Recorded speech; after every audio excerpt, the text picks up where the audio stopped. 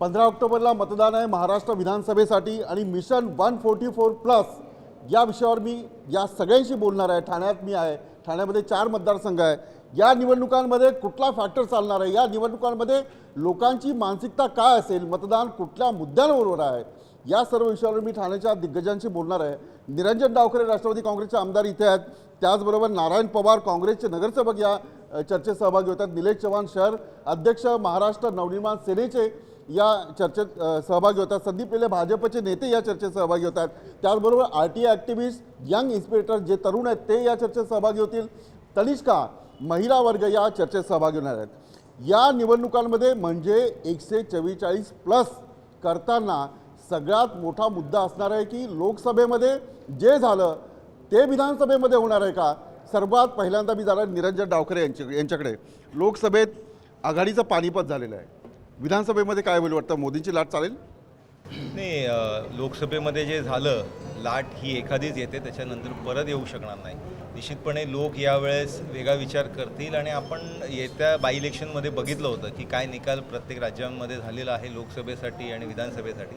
निश्चितपणे लोक candidate to candidate यावेळेस विचार करतील असा विश्वास मला आहे। पण ती लाट का चालणार नाही आहे? काय असे मुद्दे आहेत की ही लाट आता विधानसभेत नाही चालणार?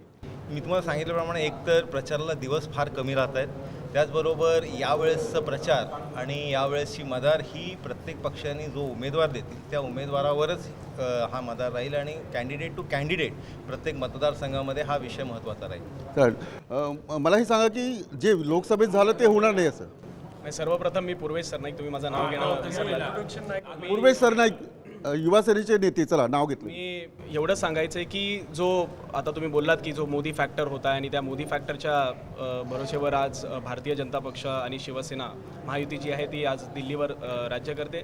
माझं एवढंच म्हणणं आहे की मोदी फॅक्टर नो डाऊट आहे आणि होतं, परंतु महाराष्ट्राची जनता, प्रामुख्याने ठाण्याची जनता हे विकासाच्या मुद्द्यावर लक्ष घालून या विधानसभेच्या तयारीवर लागलेली आहे आणि निश्चितपणे मला विश्वास आहे की ठाण्याची जनता ज्या पद्धतीनं शिवसेनेची या महापालिकेत सत्ता आहे आणि शिवसेनेच्या माध्यमातून आज ठाणे शहरामध्ये विविध प्रकारची कामं उभारण्यात आलेली आहेत। 4 विधानसभेपैकी 3 विधानसभे हे शिवसेनेचे त्या ठिकाणी लोकप्रतिनिधी आहेत, त्यांनी विविध प्रकारची कामं केली आहेत। जनतेने लोकसभेमध्ये सुद्धा काय कामं केली मला सांगा? महाराष्ट्राला कळू द्या की ठाण्यामध्ये सेना भाजपची सत्ता आणि कामं ही झाली आहेत। तुम्ही बघितलं तर जुनी कामं तर निश्चितपणे आमच्या नगरसेवकांनी, तसं ठाण्याचा काशीनाथ घाणेकर नाट्यगृह आहे, असेच विविध प्रकार ट्रान्सपोर्टेशनसाठी विविध प्रश्न ही आमच्या महापालिकेच्या नगरसेवकांनी उचलले। परंतु मला अभिमानाने एक गोष्ट सांगावीशी लागते की मेट्रो, जी रखडलेली मेट्रो आज ठाणेकरांना मिळत नव्हती, ती मेट्रोसुद्धा ठाण्याच्या आमच्या 3 आमदारांच्या प्रयत्नामुळे आज लवकरात लवकर ठाण्यात मिळणार आहे। तर ही कामं झालेली आहेत। काँग्रेसकडून सांगा की काय कामं झालेली आहेत? त्यांनी जी सांगितलं की ठाण्यासाठी ही कामं झालेली तर त्या मुद्द्यावर त्यांना मतं मिळणार आहेत। अहो साहेब, या ठाणेकरांना पण माहिती आहे, या ठाणे महानगरपालिकेमध्ये 22 वर्ष सत्ता शिवसेना भाजपची आहे, त्याच्यानंतर 25 वर्षे ठाणे शहरामध्ये आमदार आहे शिवसेनेचा। काय कामं केलं त्यांना माहिती आहे का? साधा वाहतूक कोंडीचा प्रश्न सोडवता येत नाही यांना। हे जे मुद्दे उपस्थित करतात, यांनी म्हटलं की काही विकास झालेला नाही आहे, ते म्हणतात सांगतो की ठाणे शहर जसं ते म्हणाले की नियोजित शहर नाही, मग नियोजन करण्याची जबाबदारी कोणाची होती? यांची जबाबदारी होती ना। मग एवढ्या वर्षात काय केलं? अनधिकृत बांधकामं कोणाच्या आशीर्वादाने उभी राहिली? मला सांगा की या शहरात एक हॉस्पिटल शासकीय आहे आणि एक महानगरपालिकेचं हॉस्पिटल आहे, एवढीच व्यवस्था आहे गोरगरीब रुग्णांना। ही दोन्ही रुग्णालयं चांगली आहेत का हो? पार्किंगचे सगळे भूखंडांवर अतिक्रमणं कोणी केली? ते पार्किंगचे भूखंड का नाही राखून ठेवण्यात आले लोकांसाठी? लोकांच्या सगळ्या प्रश्नावर ह्या लोकांनी कुठल्याही प्रकारचं नियोजन केलं नाही। निवडणुका लढवायच्या, त्या मुद्द्यांवर लढवायच्या, लोकांची मतं मिळवायची आणि नंतर सरळ सरळ लोकांच्या तोंडाला पानं पुसायची। कुठलेही तऱ्हेची चांगली कामं या शहरात झाली नाहीत आणि त्याची उदाहरणं म्हणजे आज शहरात पार्किंगची समस्या आहे। चांगली कामं झाली नाही याचा अर्थ यावेळेचं चित्र वेगळं असेल का? महानगरपालिकेच्या एकही शाळा ह्या मुलांना पाठवण्याच्या लायकीच्या नाही आहेत। मी तुम्हाला सांगतो, कोण ह्यांच्यामध्ये उभा असलेला एक तरी माणसाचं मुलगा ठाणे महानगरपालिकेच्या शाळेत आहे का? मला यांनी सांगावं। अहो तुम्हाला सांगतो, आरोग्य आहे, पाणी आहे, आज खारफुटीसारखं हे जे ठाण्याला सौंदर्य लाभलं आहे, ह्या सौंदर्याला विकसित करायला नको का? रोज खारफुटी तोडतात, रोज त्याच्यात भरणी टाकतात आणि रोज झोपड्या उभ्या करतात। महापालिकेच्या महापौराचा आदेशसुद्धा महापालिकेचे अधिकारी पाळत नसतील तर ह्यांना सत्तेवर राहण्याचा अधिकार आहे का? 4-4 आमदार असून फायदा काय? बोला। यांनी जे मुद्दे उपस्थित केले तुमचे अधिकारी ऐकतच नाही, तुमची सत्ता जरी नाही, असली. पहिल्यांदा यांनी जे विषय मांडला की शाळेमध्ये म्युन्सिपाल्टीच्या इथल्यांची मुलं जातात का, त्यांचे तरी भाऊ किंवा मुलं त्यांची जात आहेत का, हा माझा प्रश्न आहे. माझा प्रश्न आहे, म्हणजे त्या दर्जात ते जाणार नाही आहेत का बरं? म्हणजे काय आहे, एक लक्षात ठेवा, महानगरपालिकेच्या शाळा ह्या अल्प उत्पन्न गटातील ज्या विद्यार्थ्यांना, ज्या पालकांची आर्थिक स्थिती कमकुवत आहे त्यांना सहकार्य करण्यासाठी त्यांच्या शिक्षणाचा प्राथमिक मूलभूत भार उचलावा, यासाठी प्राथमिक शिक्षण ही इतकीच महानगरपालिकेची जबाबदारी आहे. तर नियंत्रण असलं पाहिजे ना निरंजन, तुमचं राज्य सरकारचं कुठल्याही महानगरपालिकेवर नियंत्रण असलं पाहिजे. समजा नीट होत नसेल ती राज्य सरकारची जबाबदारी असते. तुम्ही स्वतः एक जबाबदार रिपोर्टर आहात. आपल्याला कल्पना आहे की कुठलीही लोकल बॉडी ही एक स्वायत्त संस्था आहे. त्या स्वायत्त संस्थेला राज्य शासनाकडनं आर्थिक मदत होऊ शकते, पण डिसिजन मेकिंग कॅपॅसिटी ही त्या लोकल बॉडीचा अधिकार आहे आणि तो अधिकार राज्य शासन हिरावून घेऊ शकत नाही. नाही पण समजा एखादा निर्णय चुकीचा झाला तर नगरविकास खाता मुख्यमंत्र्यांकडे, राज्य सरकारकडे संपूर्ण जबाबदारी असते.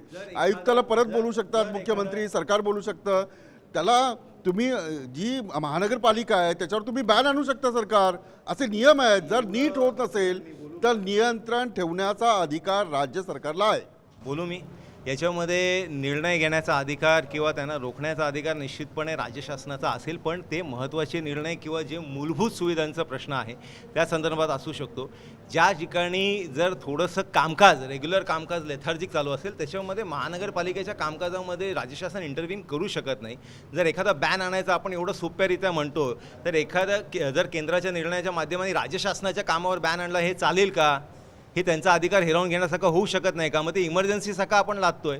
Will it be rightful? त्या लोकांचा अधिकार तुम्ही हिरावून घेताय तर निश्चितपणे हा ठीक आहे. तर महाराष्ट्रात अनेक महानगरपालिका बरखास्त झाल्या नीट काम होत नसल्यामुळे अशा प्रकारची उदाहरणं आहेत. RTI ॲक्टिव्हिस्ट माझ्यासोबत आहेत. मला हे सांगा की सगळ्यांची मतं तुम्ही ऐकलेली आहे, हे सगळे आता आमदार होणार आहेत, यांच्या पक्षाचे आमदार होणार आहेत. यांचं जे कामकाज सुरू आहे, ठाणे डेव्हलप करण्याचं काम नीटपणे सुरू आहे. ही मला मुळात कळत नाही की ही निवडणूक म्युन्सिपाल्टीची आहे की विधानसभेची आहे. म्युन्सिपाल्टीची कामं दाखवून हे विधानसभेची मतं कशी मागतात? मला सांगा, ह्या आमदारांनी काहीतरी आमदार म्हणून काही काम केलं आहे का? आज ठाण्याच्या सिव्हिल रुग्णालयाची परिस्थिती जाऊन बघा. रुग्णालय तर सोडा, आवारात पाय ठेवण्यासारखी परिस्थिती नाही आहे. हे असं काय? तर ठीक आहे, तुमच्या प्रश्नाचं उत्तर मी घेतो. नगरपालिकेचं कामकाज दाखवून तुम्ही विधानसभा जिंकायला निघालेलात. साहेब, मी पहिलेच मेट्रोचा विषय घेतला आहे की आमच्या ठाण्याचे तिन्ही लोकप्रतिनिधी जे शिवसेनेचे, तर क्लस्टरचं आहे, क्लस्टरचेही मी विषय घेतोय.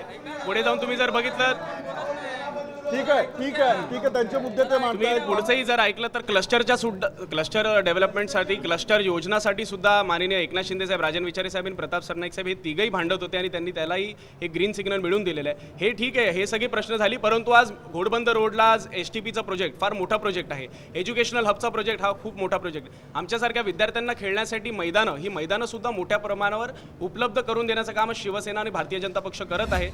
माननीय साहेबांनी जो मुद्दा उपस्थित केला निश्चितपणे मी त्याला दुजोरा देतो, कारण महानगरपालिकेचे प्रश्न घेऊन आपण विधानसभेला सामोरे जाता येणार नाही. आपण राज्य शासनाच्या किंवा राज्य पातळीवरचे जे निर्णय आहेत किंवा ज्या आपण राज्य शासनाकडनं मदत घेऊन येऊ शकतो या संदर्भातले आपण प्रश्न घेतले पाहिजेत. उदाहरणार्थ प्रवाशांचे विषय आहेत, याकडे तावडेसाहेब आहेत, निश्चितपणे ते त्या विषयाला हात घालतील. प्रवाशांच्या संदर्भातले फार तीव्र प्रश्न हे ठाणे शहरामध्ये आहेत. त्याचबरोबर त्या ठिकाणी आरोग्याच्या सेवा आहेत.